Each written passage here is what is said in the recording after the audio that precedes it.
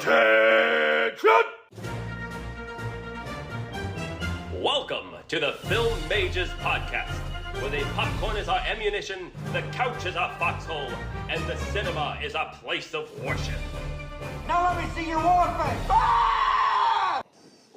Yeah, Wow. and then she claps back at me saying, okay, you need to stop with the physical touch because it is completely inappropriate in the environment that we're in, and it's beneath your position. And frankly, completely ruined the rest of the bath. Well, Oh, Mick. I hate it when Yorkshire Terriers are like that. Yes, I know, Right. she's a real bitch. She truly is. Did you get her anal glands? No. She said that was off limits. Oh, okay. Well, yeah, you know, some people This have is a some horrible- what the pepperonis fuck have are hard we doing? boundaries. Yeah, I have no idea. Oh my god, I don't know. this Mick is a started horrible in on start to something, an episode. and I took it a different direction. Yeah, she, to be fair, mine was just odd. She took it to a weird place. Yeah, No, Alexis, I didn't. Alexis Like, did you it. don't know, Alexis maybe set he's- that down a bad road. Yeah, you said Maybe he's just a dog was just washer. gross. Whatever it is, How is that I hate it. gross? I He's a hate- groomer. But the problem I is, hate what yes just anded. happened. I yes anded hate the what yes just and. happened. Wait, I I have a hate all of question. it. I'm no-butting this. This is a Film Majors, right? It sure is. I'm Zach. I'm Mick. I'm Alexis. My follow-up question is, what's going on?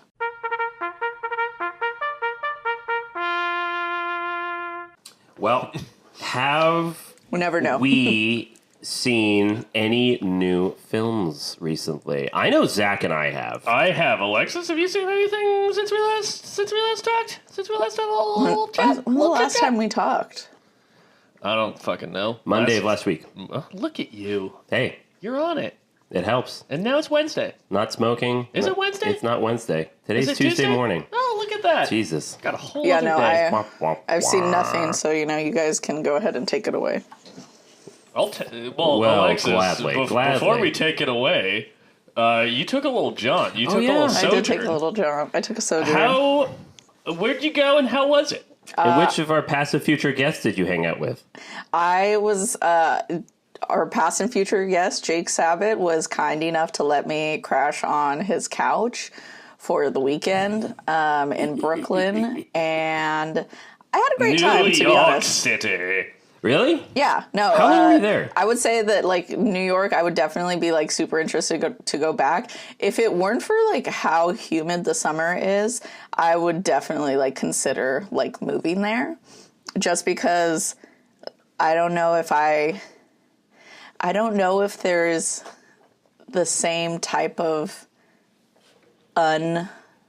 unfiltered joy that I get from seeing, like, live shows, which you can see, like, in LA, but they're often like a touring show, or, like, I don't know, like at the Pantages or things like that, you know. I don't know. I went and saw Illinois, which is Sufjan Stevens.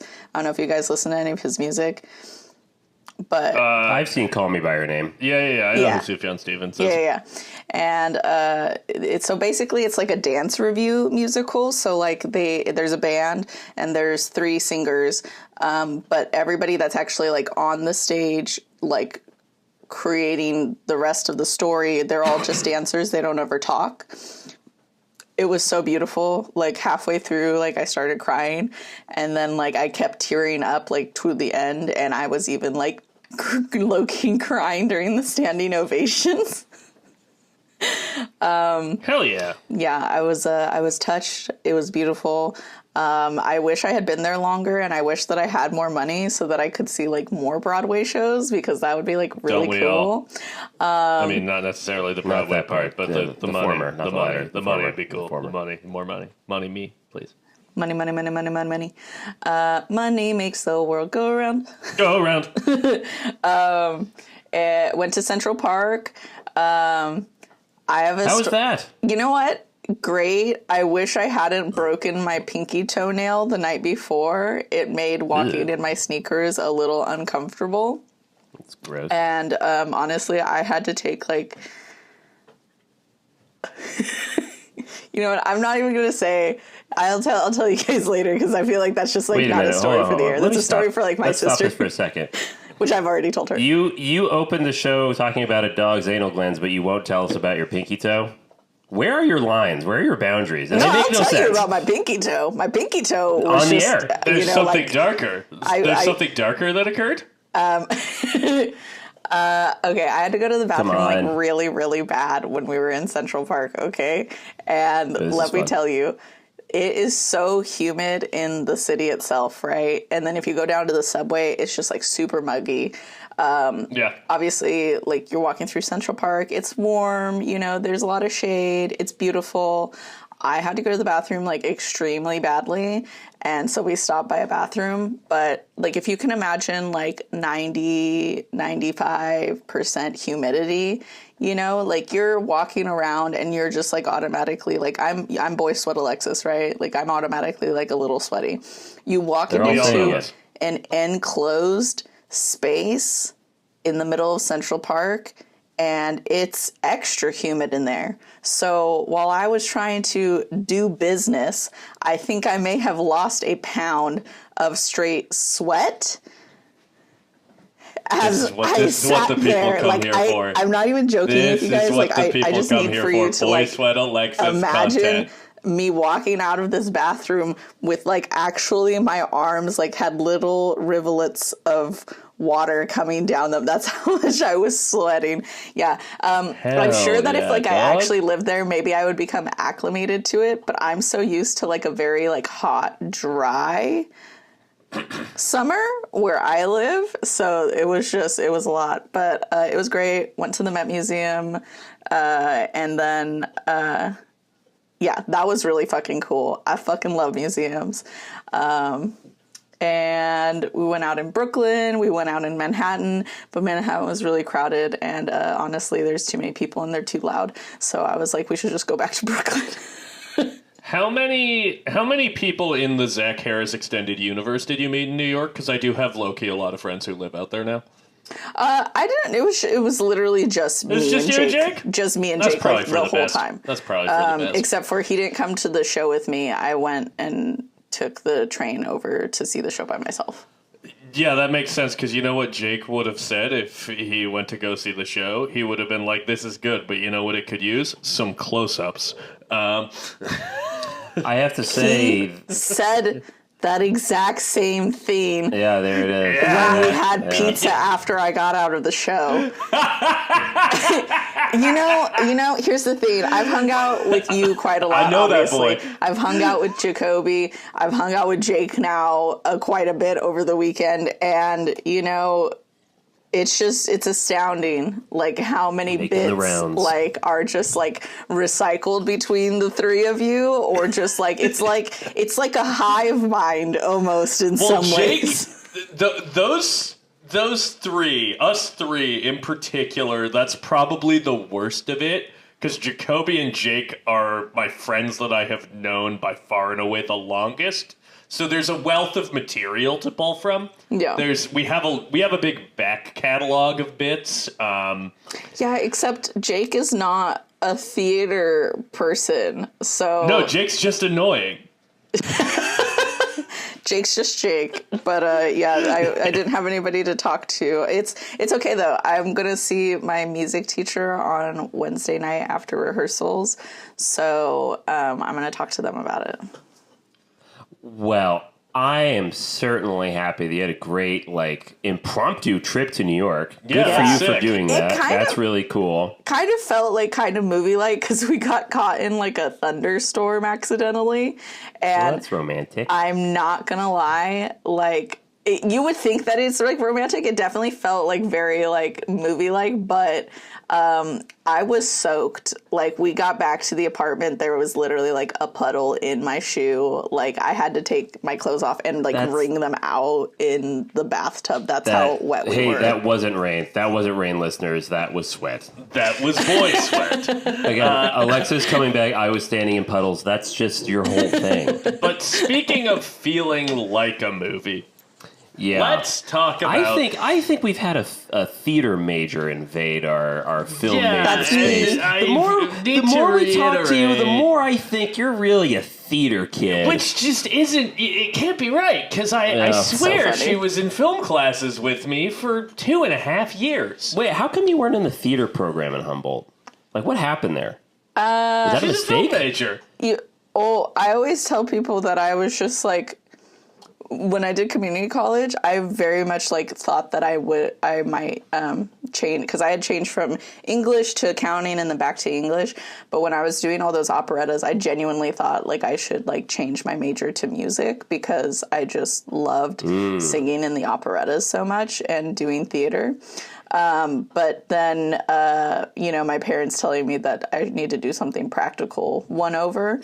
Like film. And so I didn't. And in general, I think I just wasn't, I don't think that I loved myself enough or was confident enough in myself to be like, oh, I should go and do this thing that I'm really passionate about. I feel like actually film was kind of like I'm really passionate about this, but I think that this is like a passion that I can be practical about, and as it turns out, I'm just back to theater. Surprise! Guess again, fucker. Well, I'm glad you brought up music. Yeah, because we watched a new movie. Yes, that involves music. Yes. And that is, Mick and I both, independently of one another, saw M. Night Shyamalan's new release, Trap, starring Josh Hartnett. Yeah. It does have his daughter in it. Salika's in it. Yeah. That gets to one of my central issues of a movie that I did generally like. Which is interesting because it gets one of my central compliments of a movie that I also really liked. Yeah, Mick is... We're in a little bit of a bizarro world here. I still like the movie. I like the movie, I'd say more than Knock at the Cabin, maybe slightly less than Old, which I liked. Right. So maybe a little more than Old. Before we get into the movie, though, I want to give some context to our listeners. So typically, Zach, you're a bit of an M. Night Shyamalan defender. Absolutely. I bought stock in M. Night when he put out Split, and I haven't sold since. Yeah, I would say an apologist, maybe, is a better way of saying it. But here's the thing. Yeah. I would agree. Split, I liked. And that was the last movie that he's made that I have seen that I've liked. Because I saw Knock at the Cabin. Did not like that. Did you see Glass? I have not seen Glass, but I haven't seen Unbreakable either. You haven't seen Unbreakable? So that's probably his best movie. Yeah, so all of those I've only ever seen Split out of that. But I haven't seen Old, but I am just kind of over the whole M. Night Shyamalan thing, and that's not a hot take. That's kind of the general vibe. I don't know. That's kind of a hot take. He's I think that's a hot take amongst like film people. It's just I would say that there's been kind of a film. I would say generally in like the film criticism community, there's kind of been an M. Night reclamation project over the past decade. You have to admit though that a lot of people that when you see a trailer for his new movie, a lot of people generally say, oh, it's an M. Night movie, so it's not going to be good, which is what I was expecting with Trap. Because, again, fool me once, shame on you. Fool me twice, shame on me. Fool me a third time, so you ain't going to be fooled no more. What are the M. Night movies that you've seen that are bad The to Happening. your mind? Well, okay. I rest my case. I feel like... yes, that's an M. Night movie. Is that the one where the dad is at the end, like, has to, like... No, that's The Mist. You think... No, this is the one with Mark Wahlberg. that was going to be my second question. Is it the one with Mark Wahlberg? Sometimes I can't remember to tell... The names are so nondescript in a way, except for the fact that The Mist is about the, mist. Well, is it? No. I need to watch that. I need to watch that. I do kind of want to watch The Mist, but I will say I think part of why I tend to be softer on M. Night than you is I've basically dodged the period of his career that people like basically no one defends, like the Last Airbender live action. I haven't seen any of his movies from the Village to The Visit. Right. So there's a big chunk of his career I haven't seen. That's so funny. Okay, side note, I love him, but mostly probably because I've missed pretty much all of his movies that have been bad. Loved Signs growing up as a kid, and I actually really loved The Village. I know a lot of people who really like The Village. Yeah, and then did he do The Sixth Sense? Yes. Yeah, that's a really good one. That was his breakout movie. I didn't watch that till later in life, but obviously it's a good movie. I pretty much I did go see The Lady in the Water. That's one I skipped. Yeah, That's I mean, I saw right? it in like high school. Like it was just like a day me and my mom like went out to the movies. I don't remember disliking it. I remember it being very confusing. But I'm a defender mainly just because I haven't seen any of his bad movies. Yeah, so I have seen some of his bad ones. I which do is really want to watch say, The Happening. It's terrible. I bet you it would be so bad it might be good. Can't wait to watch it. This is all to say that I went into Trap expecting a bad film. But I like Josh Hartnett. I like the trailer. I think the premise was kind of interesting, so I checked it out. It's a very fun premise. And so I would say that in the end, I liked it more than you, which is what is kind of fascinating. Yeah. This seems like a movie Zach would really like. Out of I did like it. Out of all of the Letterboxd, like all my friends that follow it, I have given it the most generous rating. And something that Zach has said about this past year's horror film, Late Night with the Devil, that is a movie that a lot of people have rightfully critiqued, and that you sympathize and empathize with those critiques and you almost even agree with them, but you kind of don't care because it just worked for you. I would say more than Late Night with the Devil, because that's a movie that I think has reduced somewhat in my estimation just in the month since. Right. It just hasn't really stuck with me. I think a more recent example is Maxine. Yeah. A movie that I'm a little softer on than everyone else just because I like the vibe. This is how I feel about Trap. I've seen people's criticisms that, I know you don't like this term, but it is thrown around a lot. There's a lot of plot holes in it where you have to suspend your belief quite a bit in order to buy that this story could actually keep on going. I mean, yeah. And I have no retort to that. But here's the thing. Josh Hartnett is so good in this movie. One of my favorite performances of the year. Yeah. No, it is one of the best performances of the year. He absolutely is magnetic. Watching him, and this is not a spoiler. If you want to know absolutely nothing about the movie, then stop listening right now. But this is something that is in the trailer that I'm about to say. So it's not really a spoiler. He is a murderer. He's a serial mass killer. murderer.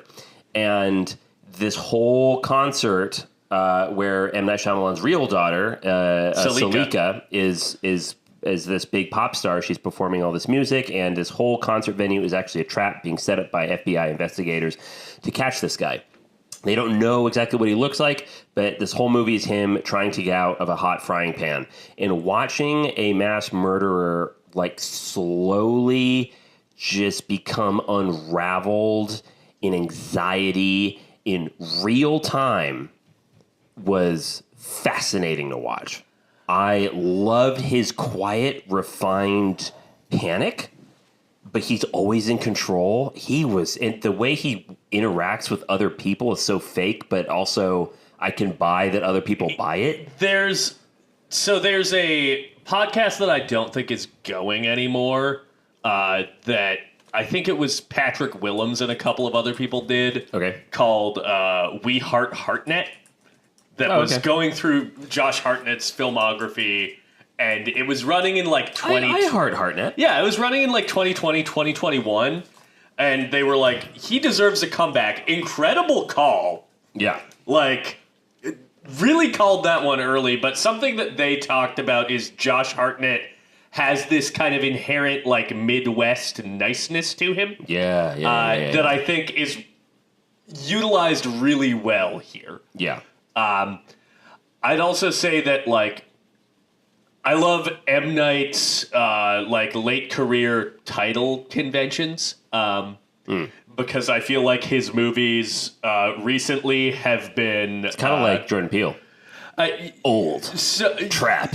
I think Yar. the His pirate film. He's doing it next. awesome. The difference between him and Jordan Peele. Smiled. You smiled at that one. You know, I've been thinking that- of the word "yar" often in the last 24 hours. You and me too, dude. The M. Night movies are titled as the thing that happens in them. That, like, you ever go by a restaurant that's just called, like, pizza? No. And you're like, I wonder what they serve there. M. Night movies are titled like that. Old? You're goddamn right it's about people getting old. Knock at the Cabin? You're never going to believe what happens. But Trap could also be called Father of the Year. Yeah, world's number one dad and Stone Cold Psycho Killer are not mutually exclusive. Past guest of the Purge cast, Seamus, described it on Letterboxd as he was like, I left 45 minutes in after I learned everything I needed to about being a great dad under pressure. Yeah. Because this, I think the thing that I love about, like, the construction of this movie so much is that he's at this concert, which is clearly, like, styled somewhat after, like, the Taylor Swift Eras tour. It's very Swifty. He's at this concert because his, like, 12-year-old daughter really wants to go. Yeah.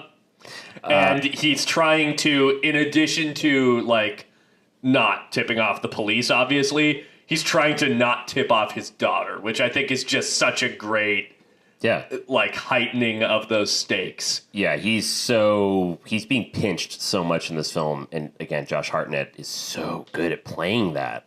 I loved it. And speaking of the Swiftie bit, Salika, who plays this pop idol, who everyone is going crazy for. Something that we talked about on the show before is the problem when a movie has a quote-unquote famous musician or a pop idol in it, and then at one point you get the unfortunate scene of the movie playing one of their songs, and and you just react going, oh, this is bad. Okay, I'm completely taken out of the movie. This is not genuine. But in this movie, Alexis, Salika, this is a compliment I have to give to the film. Salika, absolutely, both in how fucking gorgeous she is. She's, I think, a good dancer. I completely bought her as a famous pop idol, and the songs that she wrote for this movie, she basically did like a full album for this film. She wrote 14 songs for it. Yeah. I think it's really good. So obviously I've been following like the trailers and stuff, but literally just yesterday or the day before when I was on TikTok, somebody was talking about how actually good her songs are and that she's actually just like a genuinely like a good artist. And I was like, that's lit. I love, it's funny that this is a movie about a good dad because, like, is it just M. Night Shyamalan being a good dad? Yeah, his whole inception for this movie was, I just want to make a concert for my baby girl. I feel like M. Night Shyamalan's, like, which is true. Later, like, most recent career movies do kind of have a, like, dorky dad energy that's very charming. Hey, write what you know. Like, in Old, there is a rapper character Old is a movie that's entirely about, like, parental anxieties about how your children are going to grow old one day and die. But two, there is a rapper character in Old whose name is Midsize Sedan, which is such a dad bit. That is such a fucking dad joke. I can't even begin to describe. Like, you're telling me there's a rapper. All these rappers. What's his name? Mid-sized Sedan. Right. Like that is such a middle-aged dad. That sounds like your dad. It does. Yeah. Like like your dad. There's something about late career M. Night,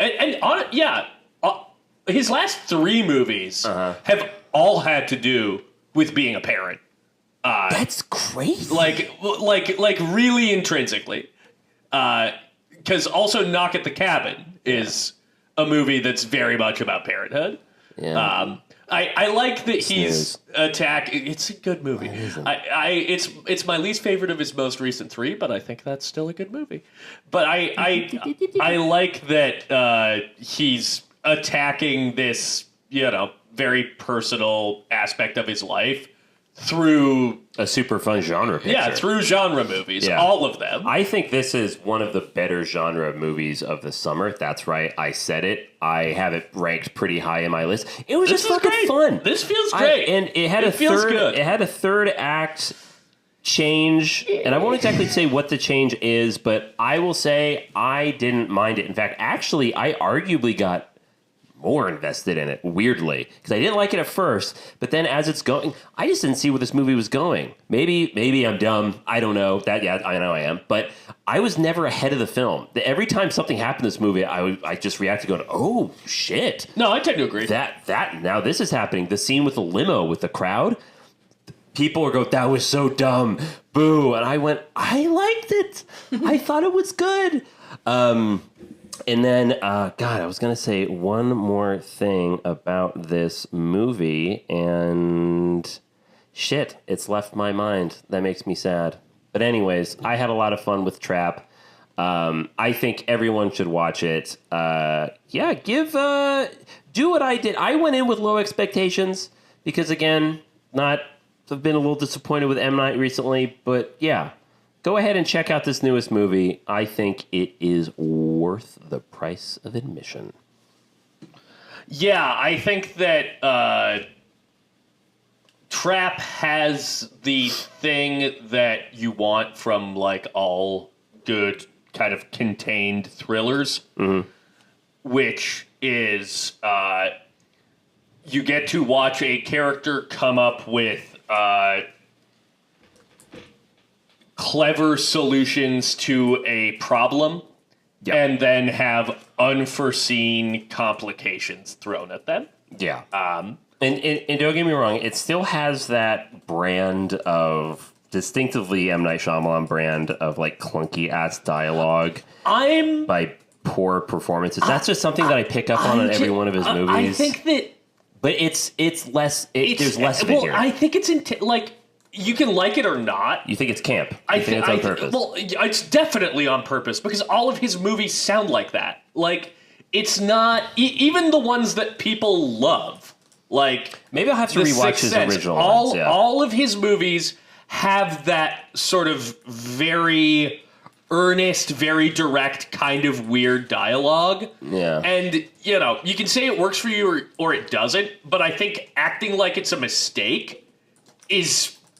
Like, I think that's wrongheaded. Like, we don't. Think that's his brand. You think that's on purpose? Absolutely. We don't criticize we don't criticize Wes Anderson or Yorgos Lanthimos for having weird, like, off-kilter dialogue. I would argue I don't because it works for you. It's much more of a piece with its aesthetics and also with the tone of the story and the themes of it. I would say that, and I call it clunky with M. Night Shyamalan because oftentimes it's a story that's kind of asking us to take the drama of it seriously, and the way it's presented aesthetically doesn't speak to this kind of quirky Kafka-esque aspect to it. That's why I think it feels wrong. I think it can not work for you, but I think acting like it's unintentional is wrong. Yeah, I guess I've just always thought he's a bad writer. In terms of dialogue, I don't mean in terms of plot. I think that's totally up to you to feel, but I don't think it's unintentional. Agree. I do not think it's unintentional. But do you think it's clunky? It depends on the movie. Okay, interesting. I think that it really works in Old, quite frankly. Yeah, I'll watch that. It has that actress. And I think that it really works when he's writing kids, because I think that kids do have that sort of weird directness to them. Like when you talk to a child. Right. I think M. Night Shyamalan is really good at writing children. I think that it can... And I think that's why a lot of his movies that I like and a lot of his movies that I think people have connected to, like The Sixth Sense, leans really heavy on a child performance. Right. But I saw another new release. I also saw kind of a new release. What new release did you see? I saw Twisters, baby. Oh, okay. And it was fucking good. Right? That's a fucking great time. Hey. That's a damn good time at the movies. Yeah, I really enjoyed Twisters. Another fun summer genre film. Absolutely. Listen, people, there are movies that are not Deadpool and Wolverine out right now, and you should go see those. I'm not gonna lie. Like, I know that I said previously that I'm not interested in seeing it, but also Don't do it. I know. Normie. I'm just like kind of curious though. I mean, like, it's just so in the cultural like zeitgeist right now. So I'm just like, I feel like I'm missing out on like a moment of history in a way. And also, I do love to support Hugh Jackman. I don't know. We will be in 2 episodes. Now Zach's really depressed. Alexis, I don't even here's the want thing. to talk about Twisters anymore. I don't want to deride your. You don't want to yuck or yum. I don't want to yuck your yum, even though I'm of the mind that I just don't want to vote for it with my dollar. But at the end of the day, I know that we are 100% in the minority here. People love this movie. People love that slop. To see it. People love that slop. It doesn't even matter if we don't vote with our dollar because millions of other people have already. So, like, as far as the studios are concerned, I'm sure they're like, that was a massive fucking hit. They love the shit still. So, you know. I know, but it's still, I mean, with that logic, I don't want to get into it. But anyways, you can only control yourself, and you can, you can do what you can with yourself. I'm losing my internal battle of, like, higher morality. Go see it. You like Ryan Reynolds, right? I do like Ryan Reynolds. And it's the director of Free Guy, your favorite movie. That's right. Sean so Levy. This is just you're 3 for 3. I am. You should see it. I've been seeing videos of whatchamacallit, Channing Tatum as Gambit, and I was like, dang, Cajun accent's really hitting. Oh God. Okay. The one thing I will say about Twisters, because it's been talked about a lot on this podcast, I'm basically in agreement with everyone. Really fun summer movie. Not one of my top movies of the year, but I had a really good time. I want to shout out Brandon Perea. Who has not been brought up by my 2 co-hosts when which they were talking about. I think he is so good in this movie.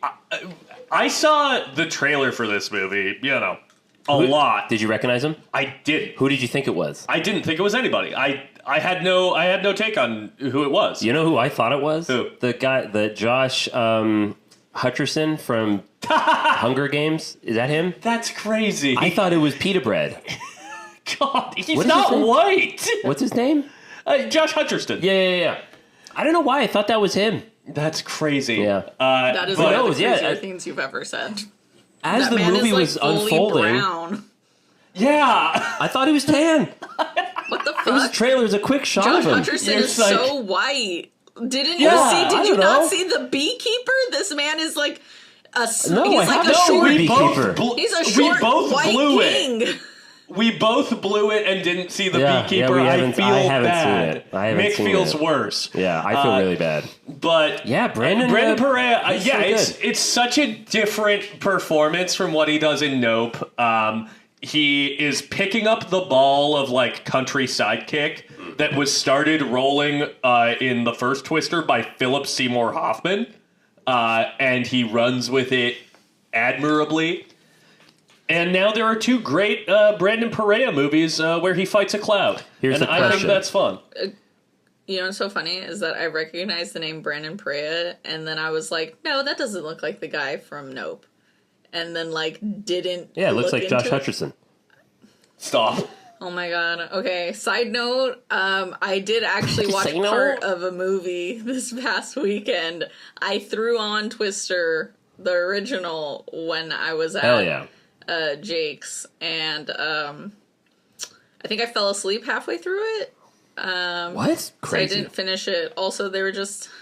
I hate married couples who are just, like, arguing so I think I did not enjoy the beginning of the movie because they just kept arguing, and I was like, bleh. And then I fell asleep, so I didn't get to finish it. But what I saw of it was not as good as Twisters, so. So I was just going to say, that's the question. Is it better than the original? I think it is, but only because I didn't finish the movie. Great. Thanks, Alexis. Zach, is it better than the original? Maybe slightly. Yeah, so I think that the character dynamics are better. The action is maybe worse. I completely agree. I think it was a little slow, and it's not as action-packed as the first one, but again, it's a Jan de Bont film who directed Speed. What the fuck are you going to do? Tough act to follow. The new one, I think the emotional stakes and the relationships, I think, are more interesting in the new one. It's a very Top Gun Maverick type dynamic. Even if fucking Steven Spielberg. Yeah, and also... Kiss. Also... Actually, I'm not. I have don't no think feelings that was about that. Spielberg. Yeah, I've heard it is. People are saying it. I heard it was. Who is saying that? I think that's just going around online that was Steven Spielberg's call to get rid of the kiss at the end at the airport. I mean, frankly, I have no feelings about it one way or the other. I do have really feelings about it. They should have kissed. I don't know. Okay, I'm also, okay with them being pals. The one other thing that I will say about They're Twisters. not pals. They're just palling they around. are not pals. They're not so pals. want to fuck. They're just palling around. they're gonna fuck, Stop it. for sure. 1, 2, 3, 4. I declare a thumb war. Come on, guys. Anyways, Okay. but They are so much I have- hotter than Helen Hunt, and what's the other guy's name in the original? Bill Paxton. Bill Paxton. hold on. Yeah. Oh my God. No. Absolutely not. Whoa! No. We're not going to speak ill of Okay. the What the gone fuck too was soon that? Bill Paxton. What the fuck? The gone too soon, died far too young, character acting legend Bill I knew it. Paxton. You went too far. For shame. You went too he For far. dead? shame. Is he dead? Yes, Yes. he died in 2014 when he was like 50. Oh, I mean, I guess I just didn't care. Wow. Bleep that. This Bleep is it. the most shameful thing ever said on this podcast. That's actually a really fucked up thing to say. You're laughing, but that's fucked up. I love Bill Paxton. I'm oh my sure god. He was having heart problems, and he went in for surgery, and they fucking fucked his surgery, and he died. Yeah, that Alexis. shit really fucking pisses For me off. shame. For shame on Whatever. you. Same thing happened to my grandpa, so I just never Yeah, got but- him either. Yeah, but your He's grandpa not Bill wasn't Paxton. in Aliens. Yeah, he's no Bill Paxton. Your grandpa wasn't. Was he in Aliens? Yeah, Yes. he's the guy who's like game over, man. Vasquez, has anyone ever confused you for a man? He's the fucking goat. You know, oh now my I'm gonna go god. look up what else he's in.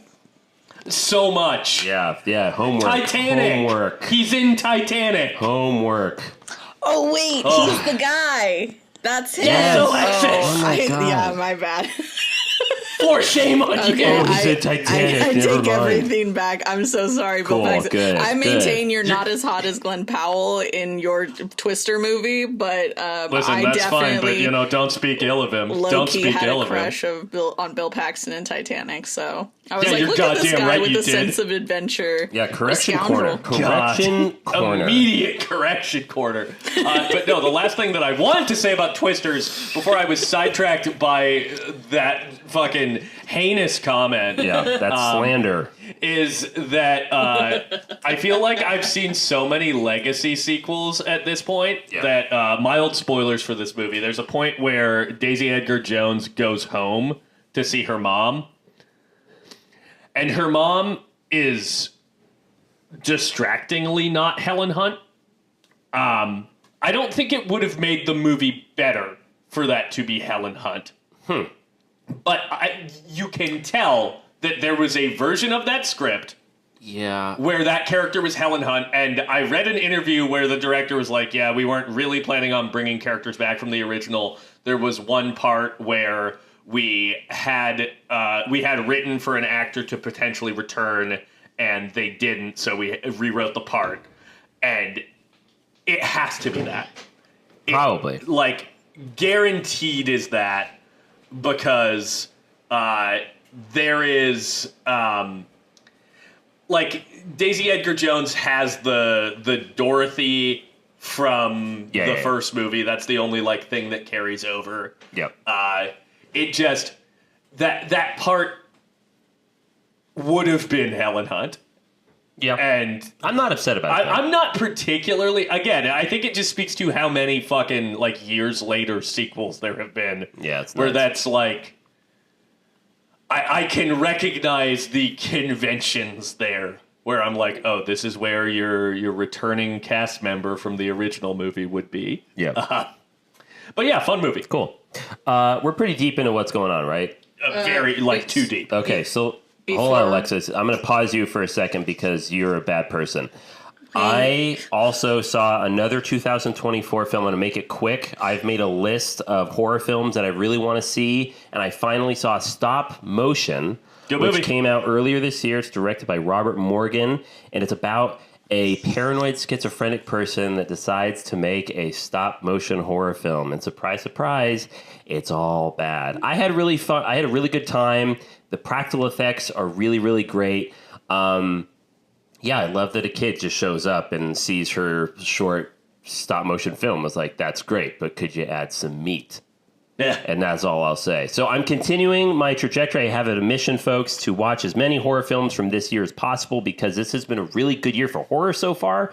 And I think you should check out Stop Motion. It's fun. It's on Shudder. Check it out. Fuck yeah. All right, Alexis, your turn. I'm an asshole. Yes. Yes, we know. Yeah. You're goddamn right you are. You have established this. In the spirit of antagonizing you guys, I may have been way too harsh on Bill Paxton. You're goddamn Yeah. right. You're goddamn fucking right. This is, yes. I always say to be fair, but this is not to be fair. To be honest, have only seen like a few Bill Paxton movies, but I did really enjoy him in Big Love and Mighty Joe Young, if anybody has seen that movie about the gorilla. I've seen it. I have not. You're really naming some Paxton deep cuts, which, you know, speaks to his range. And speaks to his just all-around juice. Yeah. Immense talent. Finger looking good. Go with to that, hell, All right. Alexis. Okay, let's hop out of what's going on.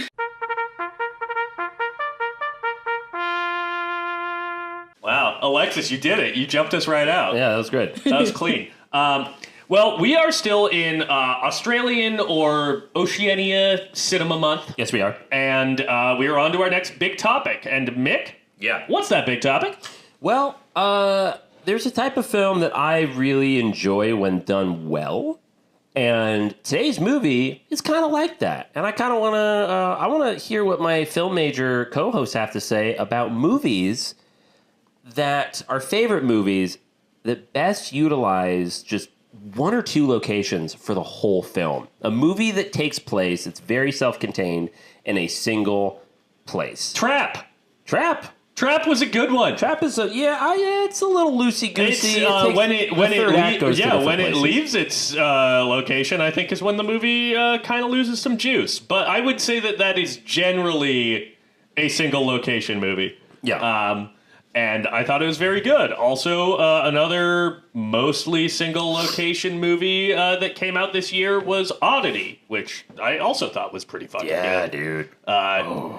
Watch Oddity. Yeah, I'm pretty sure I brought that up like an episode or two ago. Yeah. But Yeah, honestly, yeah. if you haven't seen Reminder, Oddity, film major's reminder, watch Oddity. watch Oddity. Oddity's fucking good. Best horror movie of the year so far. Yeah, it might be. I mean, I liked I Saw the TV Globe, but that's kind of Also a good movie. Yeah, a sideways horror movie. In terms of like a direct horror movie, Yeah. Oddity might be the best. Anyways, Alexis, do you have any movies that you really like that only take place in one or two locations? That's a great question. You should say yours first because I don't know. Tight. Well, I'm gonna rattle off one of the most famous examples, and one of my favorite movies is Sidney Lumet's 12 Angry Men. Yeah. Now, that is a movie that takes place inside a jury deliberation room for the whole film. And it starts with one man Henry Fonda. Henry, is it? Yeah. Henry Fonda. He convinces his fellow jurors one by one that there is a reasonable doubt with the person on trial and that maybe they don't deserve to just be fucking executed. And one by one begins to realize that there's prejudice involved, that there's ignorance involved. And that movie actually, I think, is probably like the bedrock example for me of how hard it is to make a film that is only in one location. And I forget the name of the DP, but the DP, what they do with that, if you're literally in one room the whole time, they start with the camera being higher up with wider lenses. And as the movie progresses, the camera gets lower and lower to eye level, and then eventually almost looking up at our actors as the film goes on, and the lenses get tighter and tighter and tighter. So before you know it, they're shooting like almost on telephotos, and it's making it feel very claustrophobic because the tension is increasing.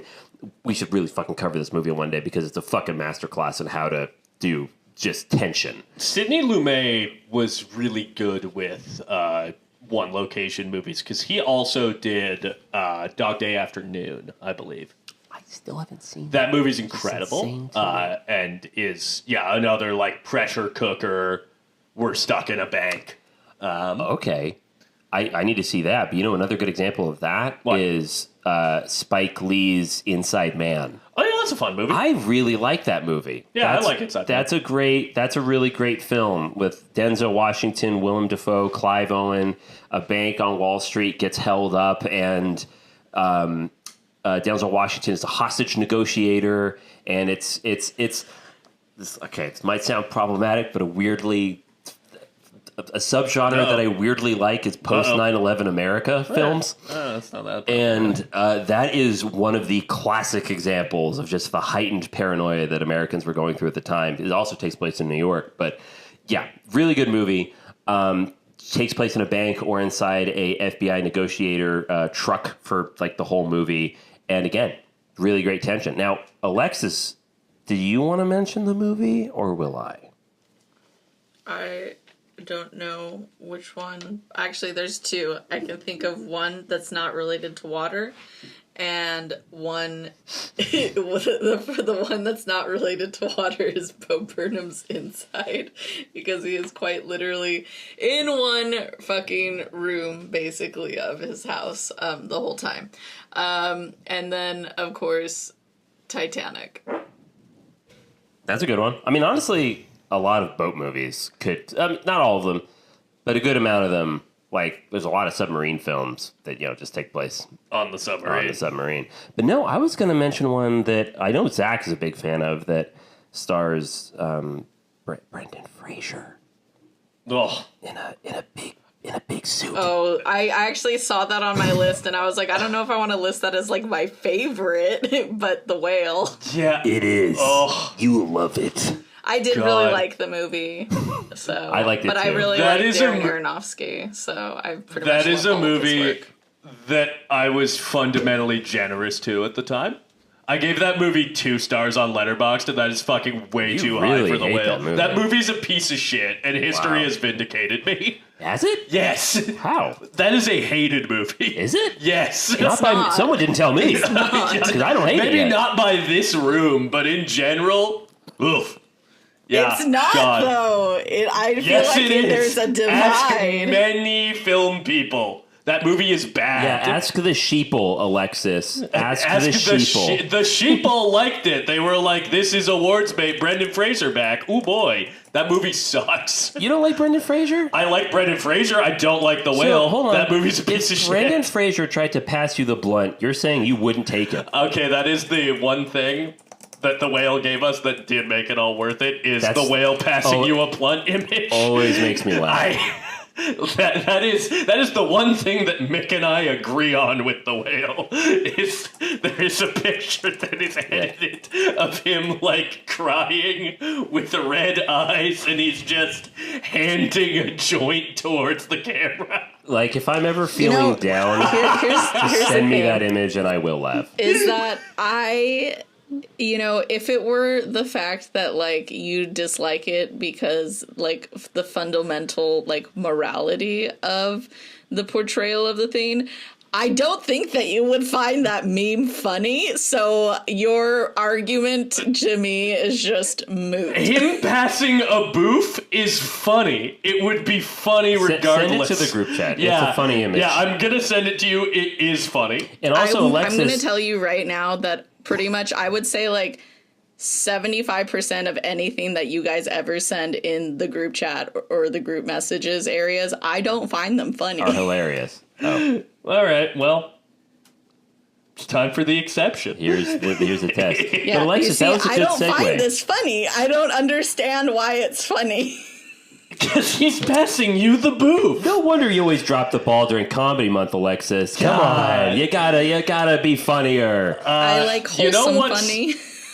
Ugh. Nice gross. So funny. not. But Alexis, you did a good segue. You mentioned Here's the Thing.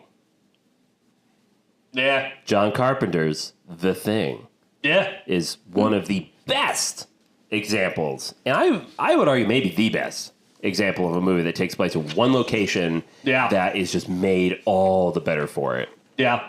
No, I tend to agree. That's just, I mean, I honestly, I mean, you know, I can't can't think of a better movie, maybe, period. Full stop.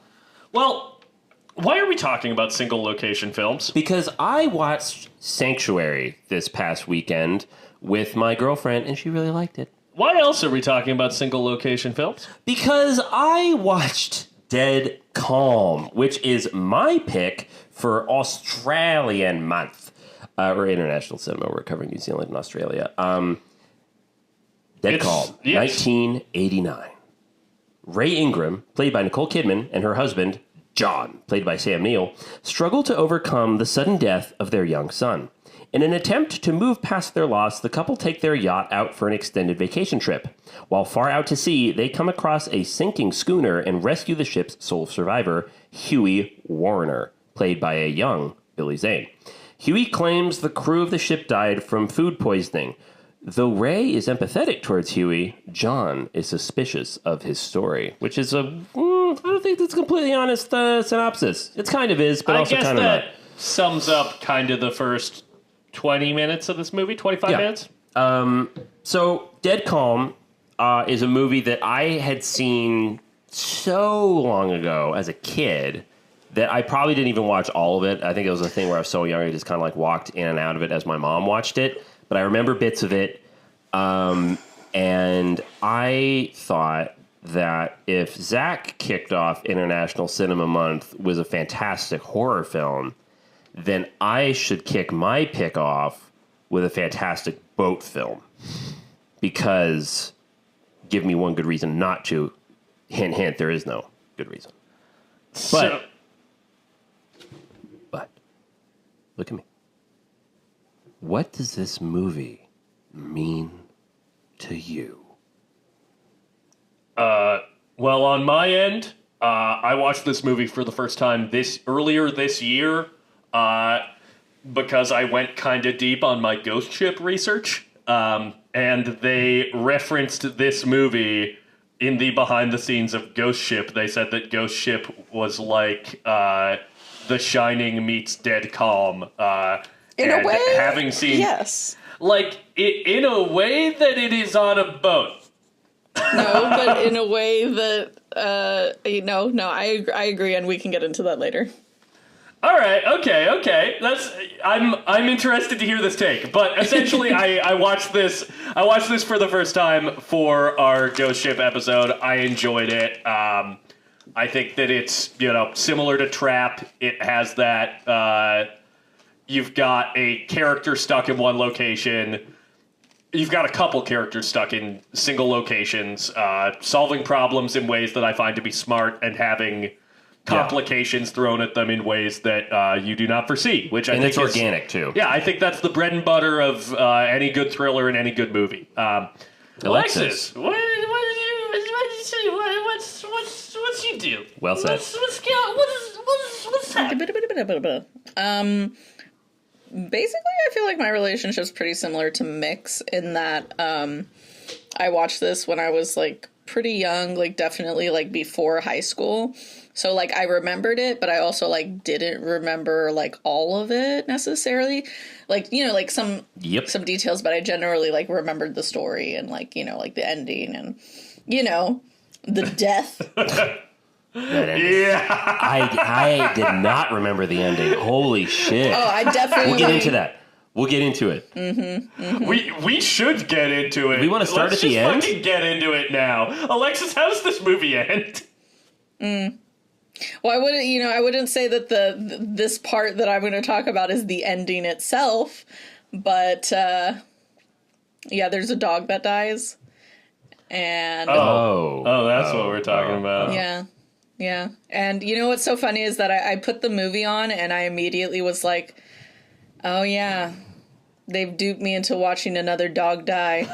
And I hadn't even like really started the movie. I just remembered that the dog dies. And so at the very least I was like, okay, well, at least I remember.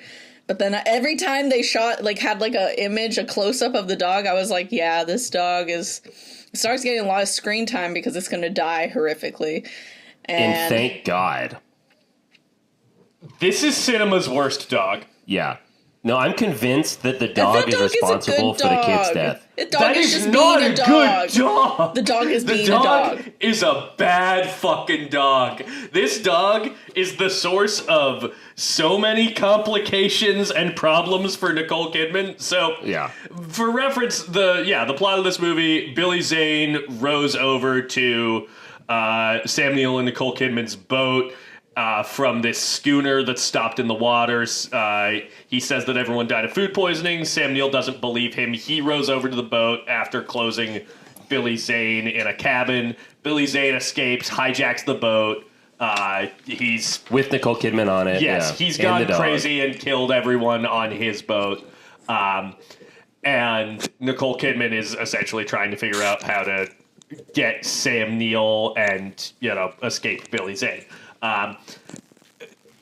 Her attempts to get a leg up on Billy Zane, which are good attempts, are consistently thwarted by her damn fucking dog. That damn dog. Like, she pulls the key out of the engine of this boat to, like, kill the power so Billy Zane can't, get the boat too far away from the other boat where Sam Neill is.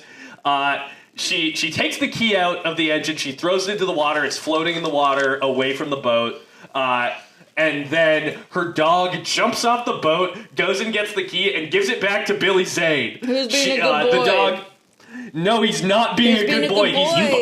He's sound barking. Like you're literally saying what Billy Zane said. Yeah. He's a good boy. Yeah, you're literally quoting. That's a line of his. He thought they were playing. The dog, you know what? That's Nicole Kidman's fault because she went and showed Billy Zane the thing and triggered the play response by pulling her hand up like that.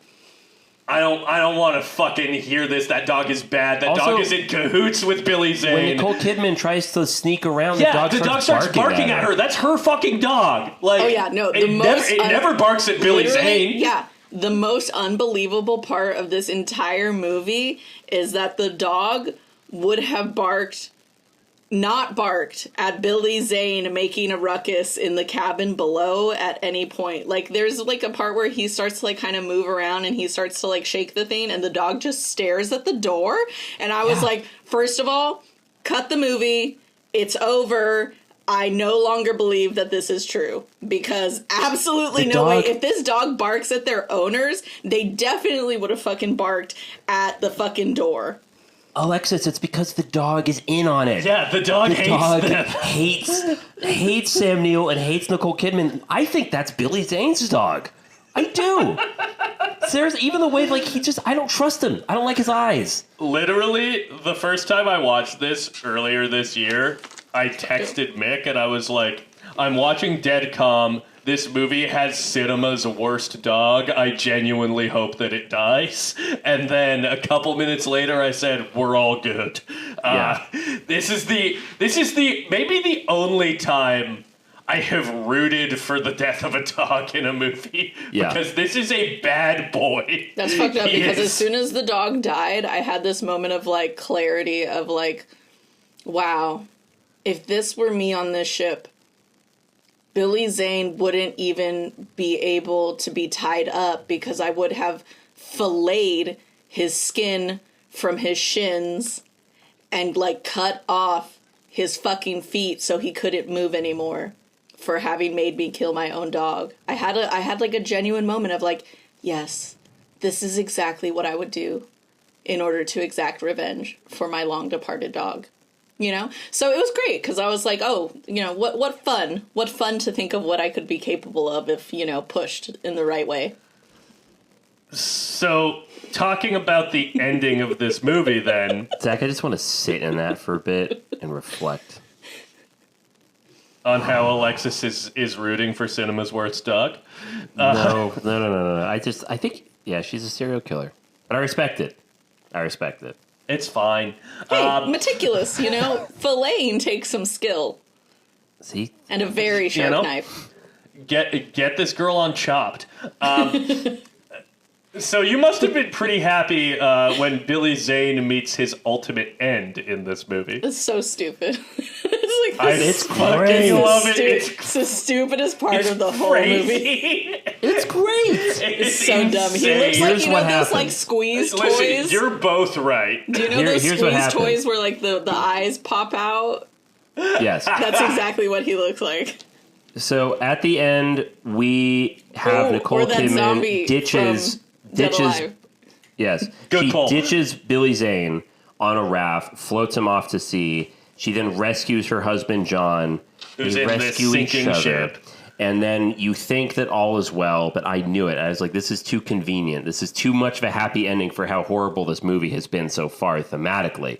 So Sam Neill is massaging and shampooing his wife's hair on the dock. It's very good. They're talking about, or yes, on the deck. On the deck of the boat, thank you. And talking about croissant, and I'm going to give you this lovely breakfast, and it's going to give you this lovely bath. And so he goes below deck to make this beautiful breakfast, and then as she's standing there with her hair still full of suds, suddenly Billy Zane's hands covered in blood start massaging her hair, and she doesn't know that it's him.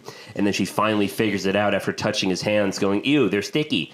And it's Billy Zane, and he starts choking her with a towel, and I go, God damn it, he's going to end up killing her at the last minute of this movie.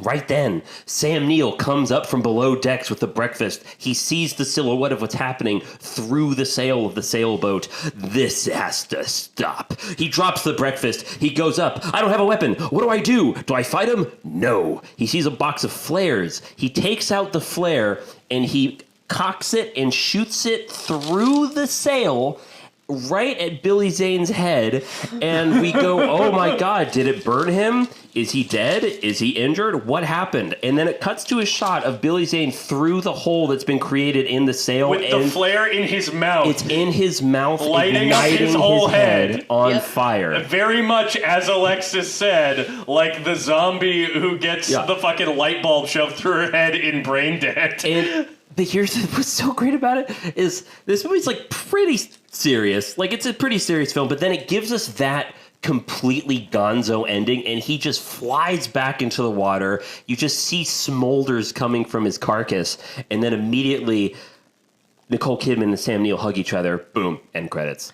So good. Yeah, this movie has just like a couple moments of like really over the top energy. Yeah, how does it otherwise like pretty? Yeah, Zach, name another one that happens early in the film. I don't know. The bit where the reason that Nicole Kidman and Sam Neill are out on this boat is because they are trying to recover from the tragic death of their child in a car accident, which we see.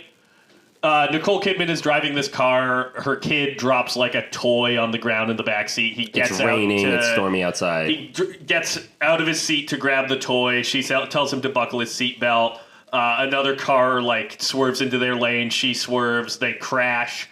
And then the child is launched torpedo style out of the... Yeah, like... with an air cannon. If you've ever seen the... Australian comedy show Danger 5. It's a show about like a crack team of international like soldiers and spies trying to kill Hitler. Oh, interesting. And That sounds funny. every episode ends with the same shot of Hitler jumping out a window. Oh, is it like that? It doesn't matter where they are. They can be in a submarine. It is That's exactly my brain. the exact same image of Hitler jumping out a window, and it has the same exact energy as this kid flying out the front of this car. It is bizarre, and I did laugh, and I recognize that I'm bad for that. I don't have a wholesome sense of humor like Alexis. It's a funny image for sure. It's tragic, but it's funny. Yeah, I think similar to the Billy Zane getting his head exploded, I think the reason that it's funny is, like, this movie, again, has, like, a pretty somber... It's grounded. Like, this is a grounded, serious tone. drama thriller. But you get those moments of, what? It's that Australian flavor. It is. They like to get a little nutty with it. I want to talk really quickly, just because you didn't mention his name when we were introducing the movie. This is directed by Philip Noyce. Noyce! Who is a type of director that I think we don't get that much anymore, just by virtue of how movies are made, which is, he's just like a really solid, like, journeyman director. Yeah. I couldn't, like, tell you what a Philip Noyce movie really looks like. He doesn't have a super distinctive visual style. Yeah. But you hand him a budget and some movie stars, and he will make a fucking solid movie for you. That's kind of like Wolfgang Peterson to me. Yeah, a Wolfgang Peterson or like a Martin Campbell. Right. Philip Noyce made Salt was one that he made that I quite enjoyed when I was a kid, the Angelina Jolie spy movie. Tom Clancy, A Clear and Present Danger. Yeah, he made both the Harrison Ford, Jack Ryan movies, Clear and Present Danger and Patriot Games. He made a movie called Rabbit Proof Fence about Aboriginal girls. Which we've all seen that. Yeah, I watched that when I was a kid, and I think that was remember a childhood liking it. movie for all of us, actually. But yeah, I think that he's, you know, just a very solid, competent director who after I looked him up on Letterboxd after this movie, I was like, oh, I've actually seen, like, a decent chunk of his movies, and they're all the ones I've seen have been pretty fucking solid. Yeah, A I remember solid my director, dad loved Salt when we went to see it in theaters. Yeah, that was, I think my dad was also pretty big on Salt. It's a big dad movie for sure. That is a movie designed for dads because it's designed to be caught midway through on TNT on a Sunday afternoon and keep it on. My dad also had like a fat crush on Angelina Jolie, so, you know. Listen, Well, I mean, you know. Who wouldn't? Makes sense. Speaking of fat crushes, this movie stars a young, up-and-coming Nicole Kidman. In fact, this was her first leading lady part in a major motion picture. This was kind of the movie that made everyone notice Nicole Kidman as this rising future superstar. And what did we think? What did we think of Nicole Kidman in this movie? Oh, she's great. Like, honestly, yeah. No, and also just, she has, like, she does have the most beautiful bone structure. Again, sounding like Billy Zane Alexis again. is just Billy Zane. You're just in this Billy movie. She's best friends with this evil dog. Who's a good boy? And she loves... Bring that bone structure over here. So there was, okay, I have two things to say about this whole thing. One, this is probably less important, but it also makes the most sense. That woman is like the color of fine chalk, and she's sunning herself on this boat, and I'm like, don't you burn? You just look like you're the color of someone who burns in the summer. And secondly, The beginning of this movie where they're first on the boat, she is having like atrocious like nightmares about her child, and then after she goes through and I would say possibly more traumatizing experience, she's suddenly I'd say that's fair. She's suddenly fine. She's sunning herself on the tip of the boat. She's getting her hair washed out by her husband. She's talking about how extravagant the fresh water is. Yeah, I was just like, sure. Yeah, totally. Yeah, no, she's not going to be any more fucked up by this situation than she was at the beginning when she, you know, tragically lost her fucking, like, 2-year-old child. Yeah, no, this all makes so much sense. I think that was the one thing, like, I loved the movie so much, but every time when I got to the end of it, I was just like, yeah, I mean, I guess we have to wrap it up like this, but that's a poor choice because that basically, like, it minimizes the fact that she basically had to, like, I mean, I don't know if you would classify it as, like, sexual assault, but, like, she literally had to, like, have sex with Billy Zane in order to, like, gain his trust in order to, like, do this, and I can't imagine that she enjoyed it at all. So, yeah, I'm like, she fucking murdered her dog.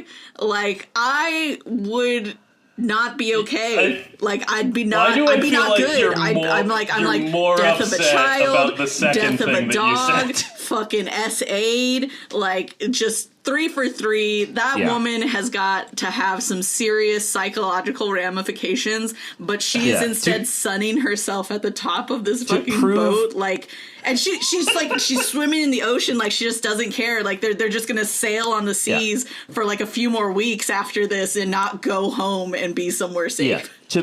To prove your point, we should be clear. That was definitely sexual assault. 100%. 100% sexual assault. And it is interesting that this is a movie. Again, this was something I commented on when we were watching it. It's interesting that they decided to show it.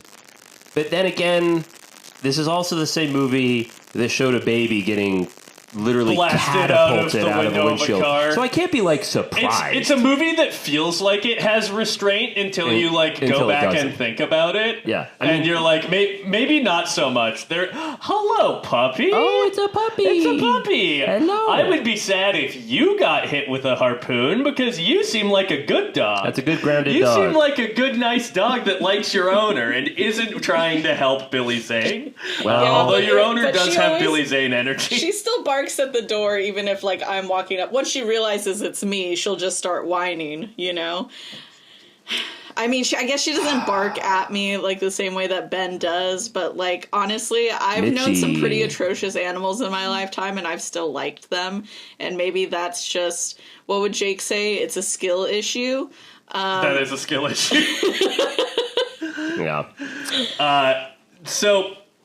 But I can, Alexis, I can totally, I understand what you're saying. Yes, it is actually kind of a bit of a betrayal of her, like, of her character journey. In a way, of her journey, because also that's something I really like about this movie is her journey, is how capable she is, how in charge of her own destiny she is for the whole film, and how capable she is at fighting him off, being clever, having good plans that are being constantly thwarted by this evil dog. I think that's in her control, and she goes for it in order to get back what she loves. Yeah. Have you noticed that things really end up going her way once she finally offs the dog? She finally takes control of the boat. We need to move past the dog. No, it's true. We need to move past the dog. I said it when I was watching it. It's true. Oh my god! But when she takes control of the schooner, and you have this wonderful music, and she's controlling the helm of the boat. This movie has a great score. It's so cool. I loved her journey, but at the end, maybe it was the blood sacrifice of the dog. You know.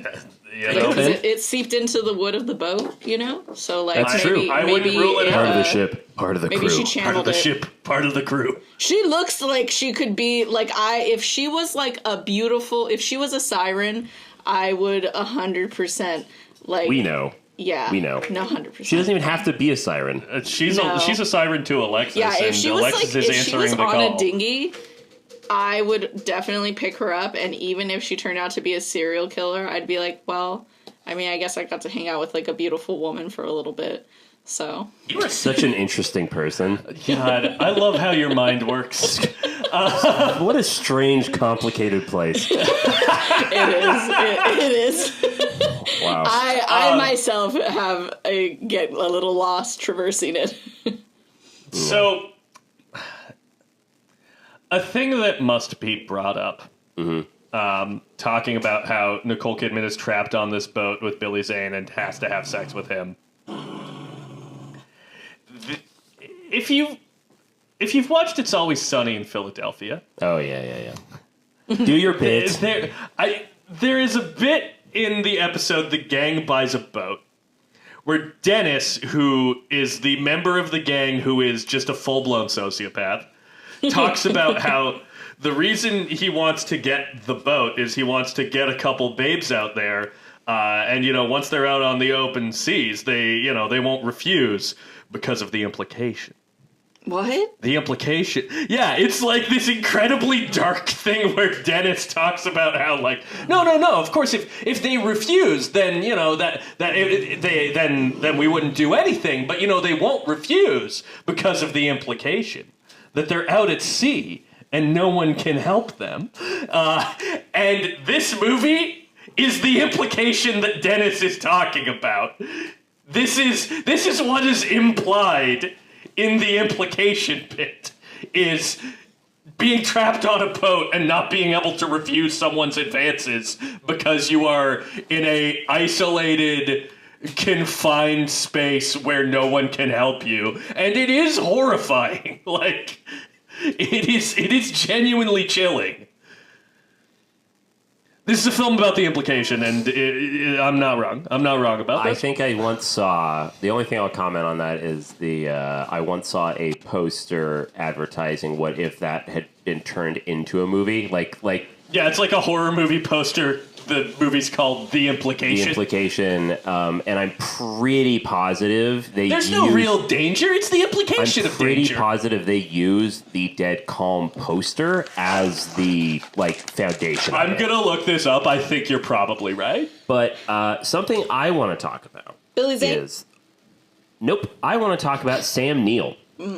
We love Sam Neill on this show. And they used the Cape Fear poster. Something that I kind of find interesting when I get older is, when I grew up, Sam Neill was the guy that was in the movie called The Dish, which is a Australian picture about the radio telescope that helped get a signal to Apollo 11, as it was landing on the moon. It's a really, really wholesome, really sweet Australian picture that I actually thought about doing this month, but... Oh. Yeah, it's worth checking out. Sam Neill said you did this. plays a really cool Australian scientist. Very cool. And he's the guy from Jurassic Park. And as I get older, I'm beginning to realize that, those were more just interesting forays in his career, because he typically seems to always be doing horror films. You get him in Possession, which we have covered. He's in The Mouth of Madness, directed by John Carpenter. I recently saw him in Event Horizon, where he plays a space psycho. And in this, he isn't the antagonist, but he is. This is not a horror film, but it has horror elements. Oh, this is a horror movie. How I know it's a horror movie is because it's on my list for this year. Oh, cool. I like Sam Neill's character in this. Mainly because he's a Navy man of 25 years. Yeah, you would. But it's funny, though. I like that he's able... I like how smart this story is. I like how capable he is. I like how capable Nicole Kidman is at handling what's been given to them. I really don't like movies where they have a great premise, but our heroes that we're asking to root for are kind of idiots, or they're not good in this situation, and that's where the conflict comes from, is the fact that there's not good. But the fact that he's able to navigate without a compass, that he is able to track where they are, that he can repair an engine in the engine room. He knows how to pump a boat, the water out of it. I like that he's capable, and I also like that by virtue of him being experienced on the water, he immediately is apprehensive of Billy Zane's bad story, that it was like food poisoning. He's just, I don't trust that. I don't like it. And then he goes over to investigate and very quickly finds out that, none of this can be trusted. And eventually he finds dismembered body parts that have been sealed away in this vat. And it's really rather disgusting. There was this party boat that Billy Zane, I guess, was a videographer or a photographer for.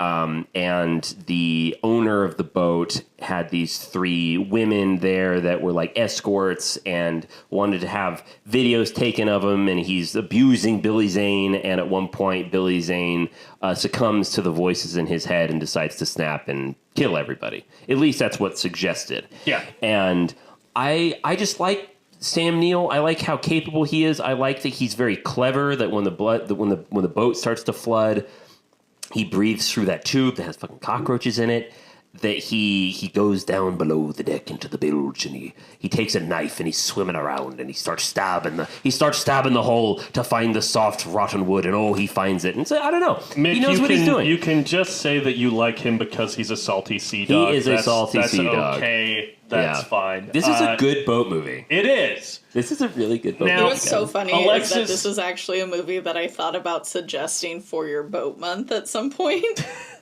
So you almost brought the dog death on yourself. Yeah. Yeah, it's totally possible. So, Alexis, you wanted to talk Billy Zane. While we're on the subject of Sam Neill, I do love the segments where they're communicating over the radio and they have to figure out a way to communicate with each other. And God, Nicole Kidman's just so pretty and so smart. And Billy Zane is just so good at playing a crazy man. Like, he's just like he's slick in like a gross way.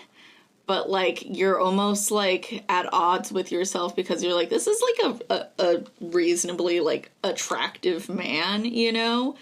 Like, sometimes when he's smiling, you think to yourself, yeah, there's something there, but there's also something behind those eyes that's fucking nutso. I don't know. I love all the, like, really extreme close-ups that they have of him because I feel like he's able to do quite a lot with that, just like with the expression on his face. Like, he's not saying anything. He's just like kind of smiling maniacally. Yeah. I mean, Mick, you've worked with him before. Yes. Yeah, I worked with him. Well, we both did. In a way. We did a movie with him. He's really, really great. I think I've told this story before on the Titanic episode, which we are all kind of in agreement. He's kind of low-key our favorite part of Titanic because he's just so good at playing a villain. Mm-hmm. I think I prefer his villainous portrayal in Titanic as to this. I don't love Billy Zane in this, but he does a good job. But I will say, yeah, as a person, he's very, very sweet. And again, he made a whole table of ballerinas completely swoon after he just introduced himself. Hi, I'm Billy Zane. And then he walked away, and they all went, ooh, Billy Zane! He's the Rizzler. That's what he said. He is the goddamn Rizzler. True story. But, yeah, nice guy. But, I don't know. I could have used a different actor in this. I wouldn't have been opposed to it. I don't know if I am necessarily like I could have used a different actor, but I agree. I think he's better in Titanic, and I think a couple of things. One, I think that this way character more to work with in Titanic. Yes, this character's this character's a little underwritten, but well, I don't know. In Titanic, he is also like a cartoon of an evil rich guy. He's Fabrizio level, but I think it works better in Titanic because I think the energy Billy Zane brings to Titanic matches the energy of the movie. Like, Titanic is a big, sprawling, like, you know, painting with a broad brush sort of movie. And I think that this... I think it's the same thing as, like, you know, why his head exploding at the end or the child flying out of the windshield feels a little out of place. Like, I think he's 20% more dialed up than he needs to be. In my opinion.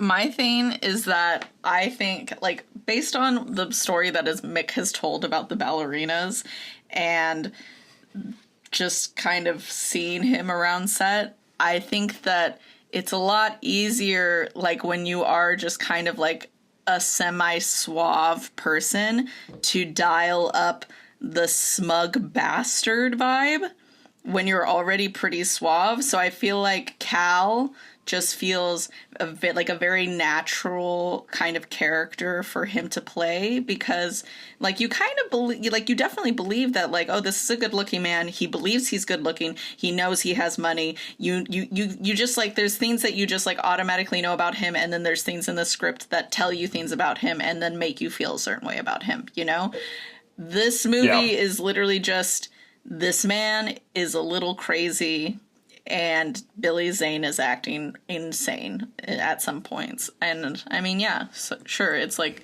maybe it's a little too much, but I mean, I don't really know what else he was going to do with it, I guess. Well, that's the thing. I don't agree that he's 20% too much.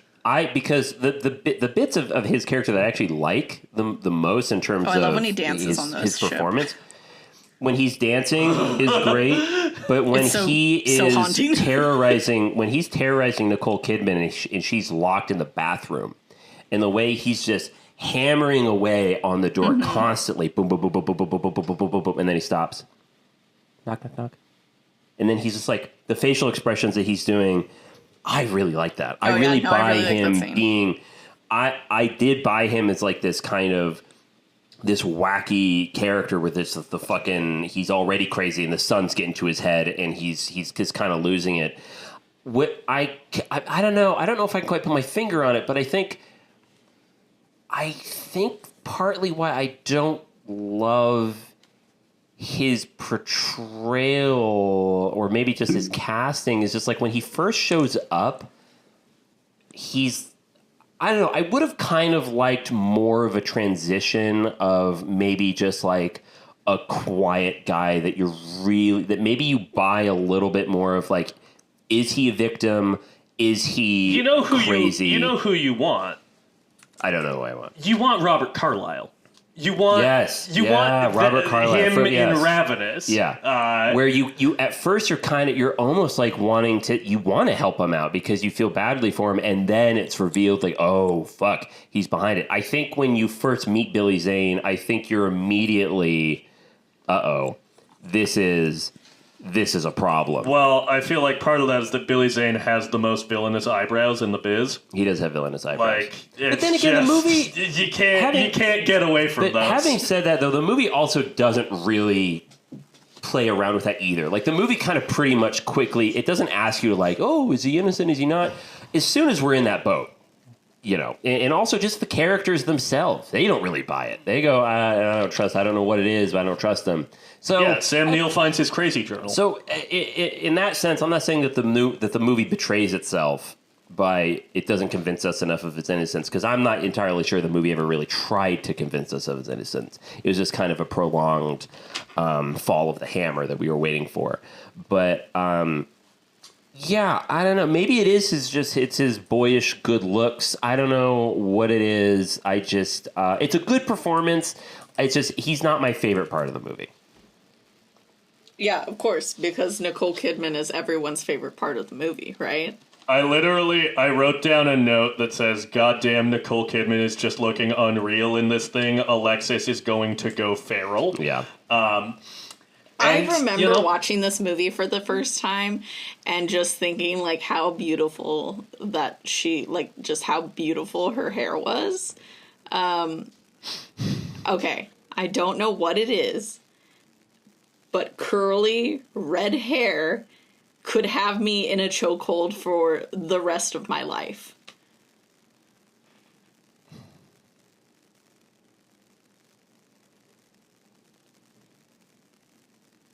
Yeah, my mom has curly red hair. So does she? I don't love that. Alexis can't wait to meet her. Yeah, Alexis, you are not invited to Oregon.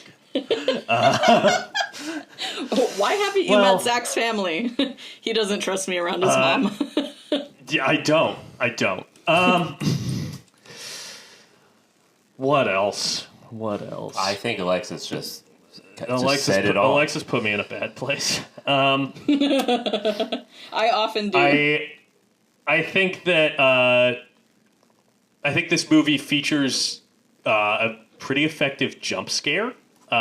Which one? When Sam Neill first gets on the stopped schooner and the pulley swings down and almost gets him in the head. Mick jumped at that. Yeah, that was good.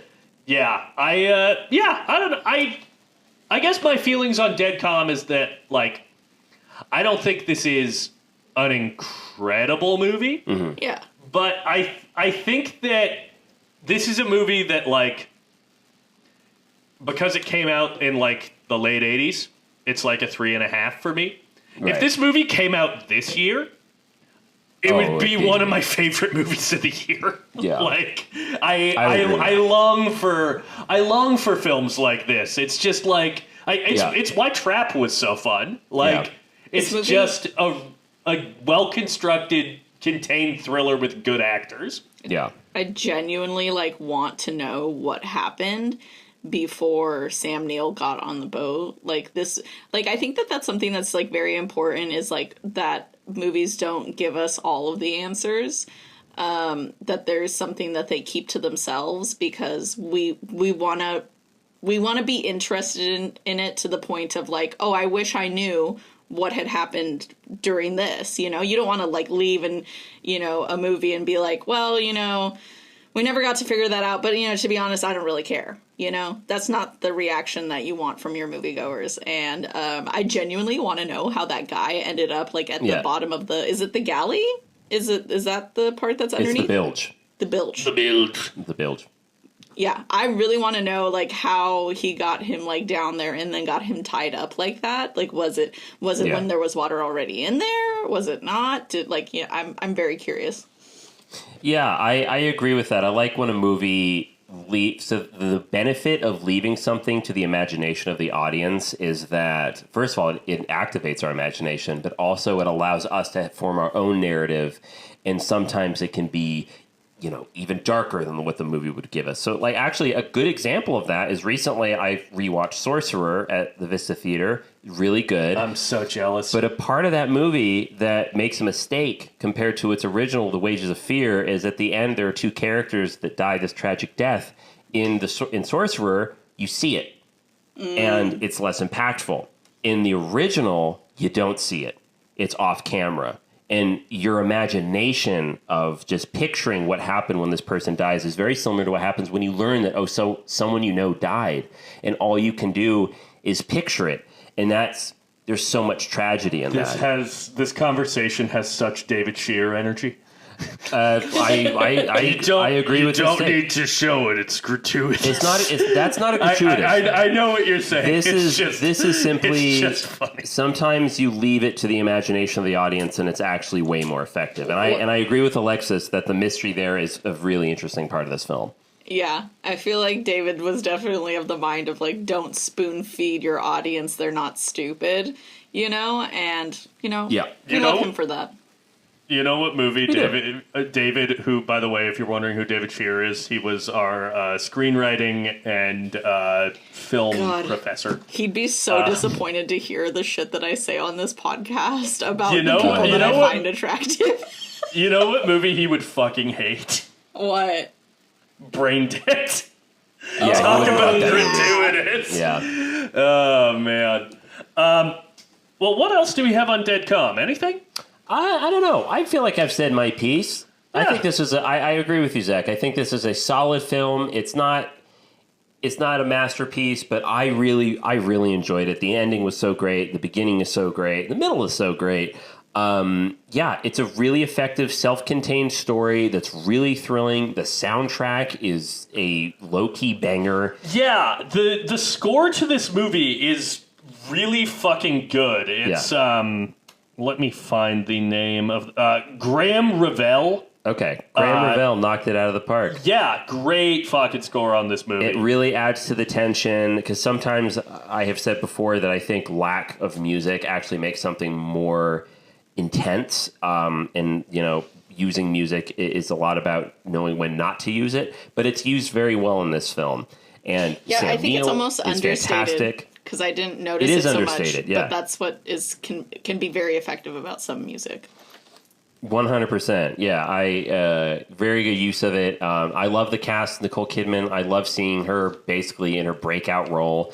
We're huge fans of her on the podcast. We're huge fans of Sam Neill on the podcast. We're big fans of Billy Zane. This movie kind of had it all, and I'm really happy that I got to do a boat month, a boat movie pick during International Cinema Month. Yeah. Hell yeah. You know, Alexis, do you have any closing thoughts? I love this movie. I mean, like, I wouldn't say that, like, I live and die for, like, the ending or anything, but I do love the fact that a lot of the movie is just showing two characters who are, like, capable enough of surviving in order to find their way back to each other, and the lengths to which Nicole Kidman goes to considering how heartbroken she probably is in a way, I think is just incredibly impressive. I mean, you know, I think most likely her husband probably did a lot of the work on the boat, you know? That just seems like that's what it is. You know, there's that He's a moment Navy where man. Yeah, exactly. You know, like you would assume that like he's probably going to do most of like, you know, the sailing and stuff. But there's that moment where she realizes that there's no gas and she just looks up at the sail like, oh, fuck, I've got to fucking do this, huh? You know? But then she does it. She just fucking handles that shit. And it's incredibly impressive because it's incredibly hard. You know, she's not the strongest looking person, but she did it, you know? She is strong as fuck. Yeah, so she's mentally, she had a lot of mental fortitude. So, big fan. Yeah, you know what? I know I said my piece, but Alexis, I'm glad you brought that up because one more thing I'll add is this is a really, really great husband and wife in this film because I love that they are working together to save each other because I would argue, again, I phrased it that she rescues him in the end. She rescues her husband, John Sam Neill, and they're working together literally 40 miles apart where they can't even like see each other anymore. And at the very end, what does Sam Neill do? He lights his schooner on fire. He takes a bet. He just floats on a piece of the boat off into the horizon, hoping that this fire will be seen by his wife. And sure enough, it is. And they find one another. And I just love that ability. And also, as you said, over the ham radio where they're doing like the Morse code to each other. It was really beautiful. I love that when you take a set of obstacles and conflicts for characters that are capable, it makes it far more entertaining to watch than just throwing a bunch of obstacles at a bunch of characters that aren't capable, and then that's where the conflict comes from. Is let's see how they get out of it. It's much more effective if these people are already very apt at getting out of it, and if they still struggle, that makes the stakes even higher. Yeah. So yeah, I liked it. Good movie. Yeah. Well, Alexis, where are we heading? Oh yeah, that's Your right. pick? It's my pick, huh? Oh fuck, I gotta Sure pull that is. movie up. All right, buddy Pull boy. it up. Buddy. Come on, guy. What we got going on here? What do we got going on here? Where are we going next? What we We're doing? We're going back to New Zealand. We're Going to it's called The Raid, but it's also called Maru. It's a 2022 movie directed by Tirepa Kahi. I'm really sorry if I did not pronounce that correctly. The Raid? The Raid, Yes. Maru, M-U-R-U. With Cliff Curtis. I don't know if you guys remember him. He's been in a bunch of Oh, things. shit! Cliff yeah. Curtis One of of those Avatar: The Way of Water. This fame. is low-key New Zealand's, like, unofficial ACAB movie. Fuck yeah. Oh, cool. I'm excited to watch it. Well, we're all about that on this show. This should be interesting. Yeah, So, I mean, yeah. there's definitely, like, a lot of other things that I could have picked, but I feel like I feel like I really want to know this story, maybe. So Yeah, no, 100%. This looks you know great. me, And it's I on love Tubi. movies Yay. that are based on actual events. Fuck yeah. That's right, our nonfiction fan. Well, I'm very excited to watch this film. As previously stated, you can find it on Tubi. And if you want to find us, the Film Majors, you can find us at Film Majors Pod on Instagram Threads, Blue Sky, and TikTok. You can find us on YouTube, the Film Majors. Comment, subscribe! Like, comment, subscribe, and we'll see you next time. Bye. Bye.